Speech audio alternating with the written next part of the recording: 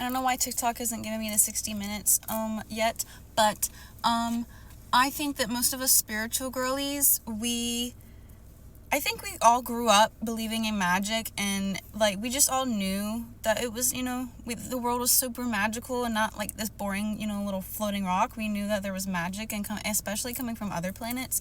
And then once we have our spiritual awakening, we're like going down the rabbit hole of like, whoa, so everything that I once knew isn't really, like, it was just a mere reflection of my surroundings, and everything I once knew isn't even really real. So it's just a distant memory that we're holding on to. But the more we uncover about ourselves, synchronicities, angel numbers, spirit guides, the universal laws of assumption, universal laws of attraction. We figure out our human design, if we're a manifesting generator or a manifestor or a generator or projector or a reflector. We're so like, we're just going to be all mystical and esoteric and spiritual for the rest of our life. And that's, pretty beautiful. We just tap into our creativity. We don't hold ourselves back. We don't box ourselves in. We're not in fear of anything that happens. We embrace everything that happens. I am a life path 8, so that means abundance is my birthright. I am meant to be a leader of some sort, and I love content creating. I have always loved taking pictures and taking videos and just like portraying myself, and I just was always like a ray of sunshine and everything in everybody's life. But the only thing that I was lacking was boundaries and self-esteem. I sort of, because like I believe in astrology and I'm a Leo, so I basically felt like I needed to be validated at every given point, but I don't. But it's still like, it's just a stroke of my ego.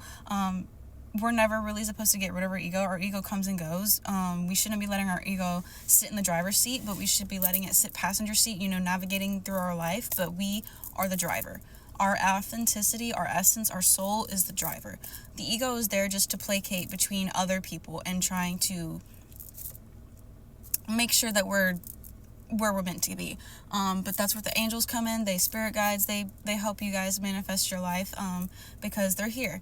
You are not alone. You are never alone. And the whole thing of you're never alone is not just with the people that is surrounding you, like the 3D physical bodies that we have, but like, animals, spirit guides, all of those, like they are real. Like, and every time you see like a butterfly come near you, it's super magical.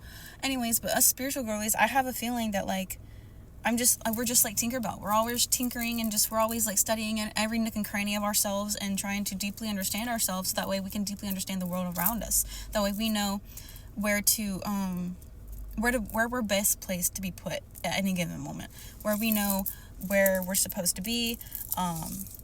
We dream up of a dream in a life at all given moment, but we trust the universe. We know that like to get from one point to the next point, we're gonna have to have the trust in the universe, and just to be, a divine guidance, a divine plan. There's a little bit of free will in there, but we know that we signed a contract when we were born. And yeah, anyways, I firmly have been like, oh my god, there's fairies outside of us, da da da da. There's fairies inside of us the whole time. Because I just listened to some TikToker go on about like, you were like pancakes on a Sunday morning with like whipped cream and cherries on top.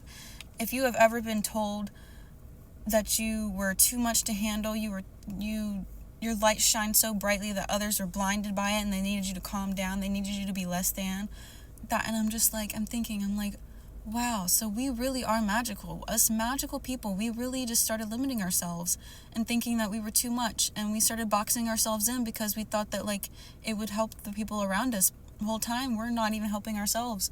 We're just placating ourselves and just pushing us down to where we end up giving ourselves, depression and anxiety and OCD. We give us all these mental disorders that really aren't even mental disorders. We are just us neurodivergent ADHD. We are just being ourselves.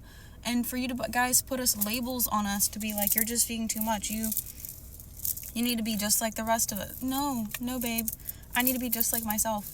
And if you can't, if my drink for you is not yours, don't drink it. Just pass it along. Don't sit there and be like, well, you shouldn't be having this drink. Should have never been made. No. I am somebody's cup of whiskey, somebody's cup of tea, somebody's cup of something. But yeah. And I'm not afraid to be seen.